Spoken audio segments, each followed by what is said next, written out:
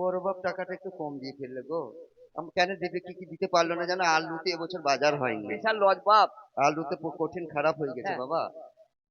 বলছে আলুতে বাজার নাই বাবা, আলু একশো মাঠে তুলতে যে বিশাল ভ্যান। হ্যাঁ তাই বড় বাপ হ্যাঁ এটা ভালো তো বাসে যে আমি বড় বাপ হই। টাকা দিলেই ভালোবাসা হয় আর না দিলে হয় না। নিশ্চয়। ভালোবাসা হচ্ছে অন্তরের ব্যাপার। তবু দর্শনীয় কিছু পয়সা দেয়, বড় বাপের করবে দোয়া, আমার সেই নবী দয়াময় আমার কোলে। কোলে জাদু হয় রে কোলে, লাগলে একবার মামা বলে। ও কত আত্মীয় স্বজন আছে গো, আমরা তো জানি না গো ভাই, কে কোন আত্মীয় হয় একটু বলে যাবেন তাই আমার। কোলের জাদু হয় রে কোলে, লাগলে এই বলো। দাদাগুলো দেখো কাঁচা হরি গো। পাকে না তো। হ্যাঁ এখনো দাদা, দাদা মানাইছে না রে ভাই, দাদাদের এখন ওই না দাড়ি বেরোয় না আমার। কোলের জাদু হয় রে কোলে, লাগলে এক বলে। কিনান শহরে ইয়াকুব নবী বাস করতেন ভাই, চার বিবি নিয়ে সংসার করতেন দুনিয়ায় আমার। কালো নয় রে কেলে সোনা, কালো বলে আর দেখো না। ওরে তিন বিবির গর্ভে আল্লাহ 10 পুত্র গো দেয় আমার। কালো নয় রে কেলে সোনা, কালো বলে আর দেখো না। ওরে ছোট বিবি রাহিলার আহারে ও কোনো সন্তানাদি নাই আমার। কালো নয় রে কেলে সোনা।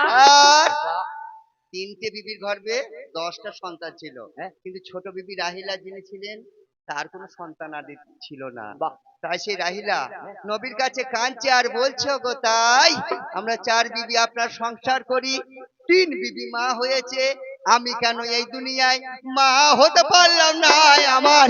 কালো নয় কেলে সোনা, কালো বলে আর দেখো না।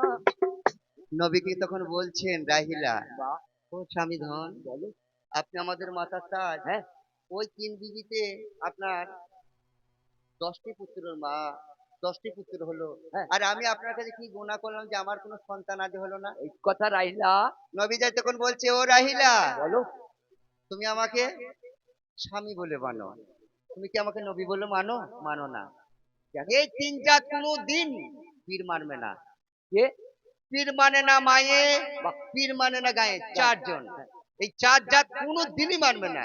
পীর মানে না মায়ে, পীর মানে না গায়ে, আর পীর মানে না জরু, আর পীর মানে না গরু। গরু। এই চার জাতকে কোনোদিন মানা যাবে গরুটা না। কি বাপ? জরুটা হচ্ছে আমার বিবি গো, এ কোনোদিন মানবে না। সে বলবে আমার কাছে ও থাকে, ও সয়, ও আমার সে বীর হয়েছে, মানবে না। তা মায়ের আমার রাহিলাকে বললো যে তুমি আমাকে স্বামী বলেই জানো, তুমি কিন্তু নবী বলে মানো না। কেন আর হুজুর? নবী বলে জানো না। কেন নবী বলে যদি আমাকে মানতে তাহলে কোন দিন তুমি সন্তানের মা হয়ে যেতে? হুজুর? বলো। এই পদ্ধতি আমাকে বলি দেন, শিখিয়ে দেন। বাহ, তাহলে আজ রাত 12টায় বিছিন থেকে উঠবে নিশ্চিত রাতে, উঠবো। এই নামাজটা তুমি কানটা সরিয়ে নিও, আমি বলি। হ্যাঁ, কানে কানে কথা বলে দেয়, নামাজের কথা শুনে ও বিবি বড় খুশি হয় আমার। কালো নয় রে কেলে সোনা, কালো বলে আর দেখো না। ওরে 1 2 3 দিন পরে আহারে আল্লাহ স্বপ্ন দিল তাই আমার। কালো নয় রে কেলে সোনা, কালো বলে আর দেখো না। সেই রাহিলার ফরিয়াদ দেখে আল্লাহ খুশি হয়ে আল্লাহকে স্বপ্ন পাঠাইছে। কি স্বপ্ন পাঠাইছে? যেমন? একটা নূর, একটা জ্যোতি আসমান থেকে এসে বিবির গর্ভে প্রবেশ করছে।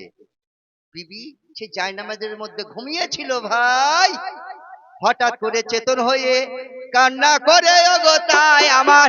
কালো নয় রে কেলে সোনা, কালো বলে আর দেখো না। ও বিবি কেন কাঁদছো? কেন কাঁদছো? আমার কথা বুঝতে পারলেন না? কি হয়েছে? আমি রাত্রিকালে স্বপ্ন দেখলাম নবী।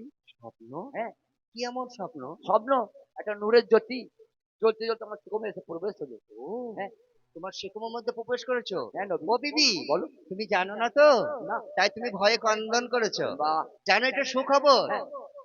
আল্লাহর কাছে তুমি কি চেয়েছিলে বলো তো? সন্তান। সেই আল্লাহকে তুমি রাজি করতে পেরেছো, তার নামাজ পড়েছো, তার ইবাদত করেছো, আল্লাহ বলছি। খুশি হয়ে বাহ। তোমার গর্ভে ওই যে যেমন নূর জ্যোতি দেখেছো, বাহ। ওই রকম ধরনের একটা সন্তান হবে তাই আমার।